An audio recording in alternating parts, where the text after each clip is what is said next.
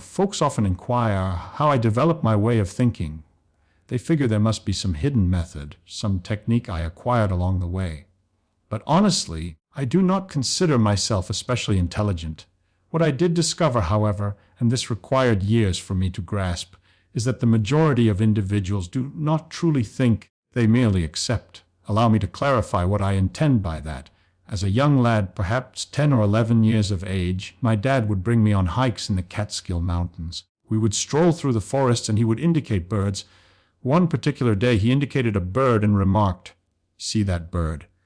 In Italian it is named a chutoto lapida. In Portuguese it is bombed. In Chinese it is chung longta." Then he would pause and remark, "Now you know in all those tongues what that bird is named, but you still do not know anything about the bird. You only know what individuals name it in various locations. Now, that bird, if you observe it, you will notice it is constantly pecking at its feathers. Why?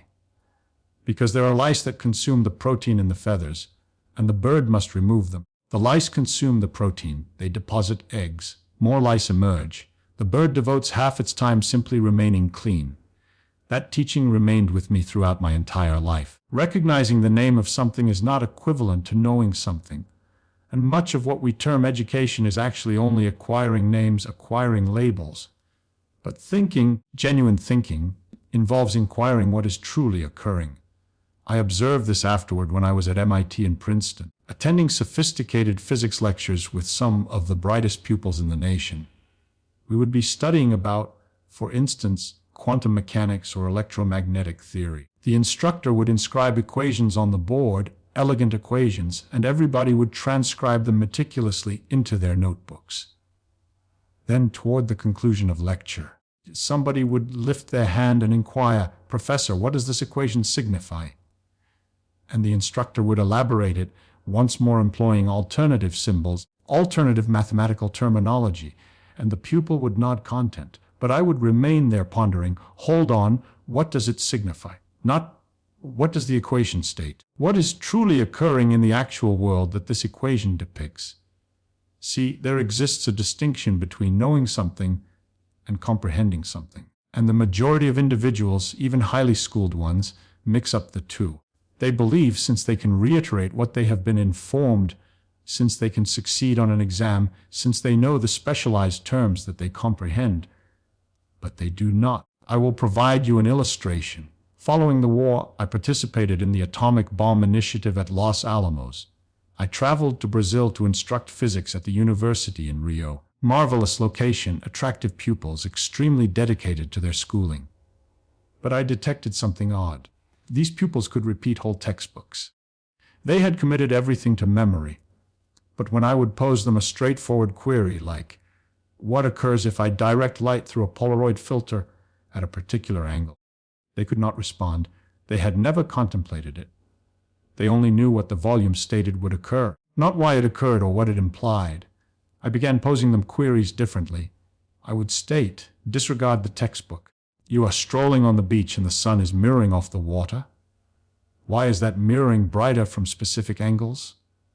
They could not respond. They lacked the practice of contemplating the world surrounding them. They possessed the practice of committing to memory what they were instructed. That is when I comprehended something significant. Thinking is not an ability you are born possessing. It is a practice you develop. And the majority of individuals never develop that practice because no one instructs them how.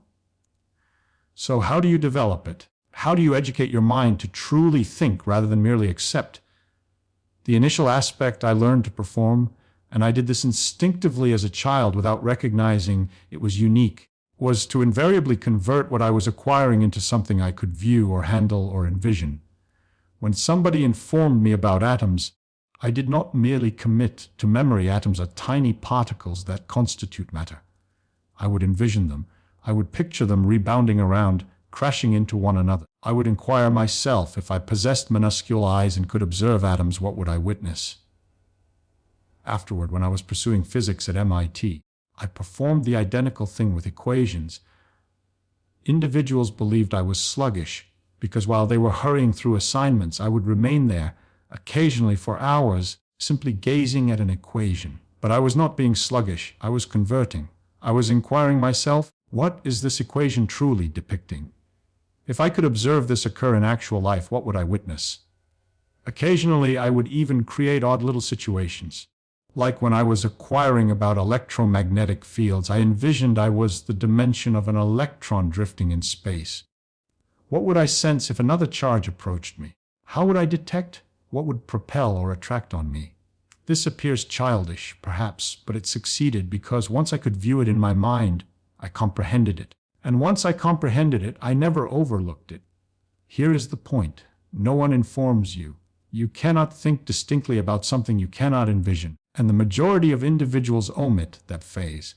They acquire the abstraction initially, the formula, the specialized term, the theory, and they never trouble to link it to anything tangible. So it simply drifts in their mind, isolated, insignificant, and then they ponder why they overlook everything a week following the test. The subsequent aspect I learned, and this required me longer, was to invariably inquire why. Not merely once, but repeatedly like a youngster. Youngsters are truly exceptional at this. They will inquire you why the sky is blue, and you will state, because of the manner light disperses in the atmosphere. And they will state, why does light disperse? And you will state, because air molecules are tiny and engage with light waves. And they will state, why do they engage? And they continue until you eventually concede you do not truly know. We forfeit that somewhere we become ashamed to pose fundamental queries. We do not desire to appear foolish. So we merely nod and feign we comprehend. But that is a catastrophe, because if you do not comprehend the base, everything constructed atop it is unstable. I recall once I was instructing at Caltech and a pupil approached me bewildered about quantum mechanics. He stated, I do not comprehend the uncertainty principle. And I stated, all right, describe to me what you believe it signifies. And he began repeating the textbook explanation, something about position and momentum and Planck's constant. And I halted him and stated, no, do not inform me what the volume states. Inform me what you believe is occurring. And he could not. He actually could not inform me because he had never contemplated it. He merely committed it to memory. So we remained down and I stated, let us begin basic. Disregard quantum mechanics for a moment. If you desired to gauge where something is like a ball, what would you need to perform? And he stated, observe it. And I stated, correct. And how do you observe something? And we proceeded through it. Light rebounds off the ball, penetrates your eye. You witness where it is. And I stated, now what if the ball is truly tiny, so tiny that the light you employ to observe it actually propels it when it rebounds off? And you could witness his expression alter. He grasped it. Not because I provided him a superior explanation, but because he eventually contemplated what was truly occurring. This is the mystery. If there exists one, do not accept anything until you can elaborate it to yourself in your personal terms, employing your personal images, your personal comparisons. If you cannot perform that, you do not comprehend it yet, and that is fine, but do not feign you do. The third aspect, and this is perhaps the most crucial, is that I learned not to fear not knowing. This appears straightforward, but it is not. The majority of individuals are frightened of confessing they do not comprehend something. They believe it renders them appear stupid. So they counterfeit it, they nod alongside, they employ the correct terms even though they do not truly know what those terms signify. But here is what I discovered. The most intelligent action you can perform is concede when you do not know something. Because once you concede it, you can commence truly acquiring it. But if you feign you already know it, you are trapped. You cease posing queries. You cease thinking. I used to remain in conferences at Princeton and Caltech, where some renowned physicist would deliver a presentation truly specialized, truly sophisticated, and everybody would remain there nodding as if they comprehended every term, and perhaps some of them did, but I did not invariably comprehend. So I would elevate my hand and pose a fundamental query, and occasionally individuals would gaze at me as if I was basic. But you know what? Half the occasions after I posed, 3 additional individuals would approach me later and state, "Thank God you posed that. I did not comprehend either." The reality is much of what qualifies as expertise is merely individuals feigning. They have acquired the terminology. They know which terms to employ, but they do not truly comprehend what they are discussing. And you can detect if you attend closely, because when you request them to elaborate it plainly, they cannot. They withdraw into terminology. They render it appear complex because they themselves are bewildered. So I established a guideline for myself. If I cannot elaborate something to a freshman or to a youngster or to somebody with no experience in the topic, then I do not truly comprehend it myself. And that is fine. That merely indicates I require to contemplate it more. There is one additional aspect, and this may appear odd, but it has been beneficial for me.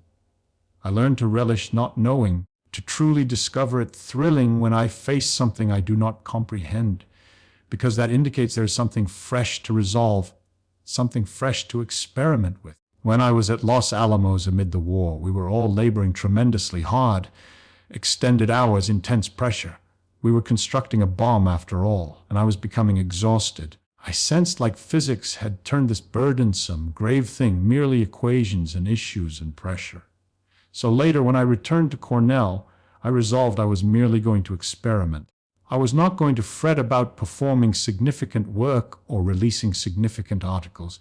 I was merely going to contemplate whatever appeared fascinating. And one day I was in the cafeteria, and some youngster tossed a plate in the air, and I detected the plate was swaying as it rotated, and there was a blue medallion on the plate, Cornell's logo, and I detected that the medallion was revolving quicker than the plate was swaying, and I pondered, I wonder why. So I returned to my office, and merely for enjoyment I calculated the equations. Why does the plate sway that manner? What is the connection between the sway and the rotation? And it proved to be linked to some profound principles of rotation and angular momentum. And that small issue, that foolish thing I performed merely because it appeared enjoyable, ultimately contributed to work that added to my Nobel Prize years afterward.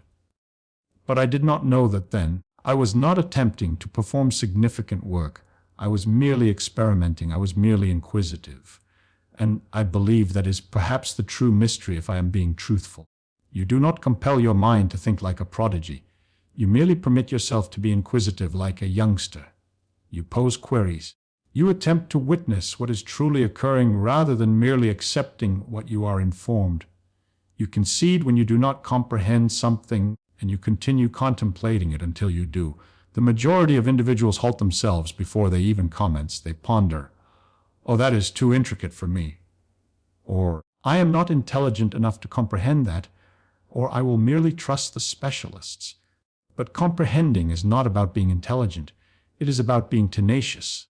It is about valuing enough to truly contemplate something rather than merely accepting it. I have devoted my entire life among the most intelligent individuals in the world. Nobel Prize recipients, exceptional mathematicians, remarkable physicists. And you know what? Some of them were authentically prodigious, but the majority of them were merely individuals who never ceased posing queries, who never accepted something merely because everybody else did, who continued contemplating issues even when everybody else had proceeded. You can perform that. Anybody can perform that. You do not require to be exceptional. You merely require to value enough to attempt. So, next occasion somebody informs you something, anything, does not matter what, do not merely accept it. Inquire yourself, what does that truly signify? Can I envision it? Can I elaborate it to somebody else in my personal terms? If not, then I do not truly comprehend it yet. And that is fine. That is merely where the contemplating commences.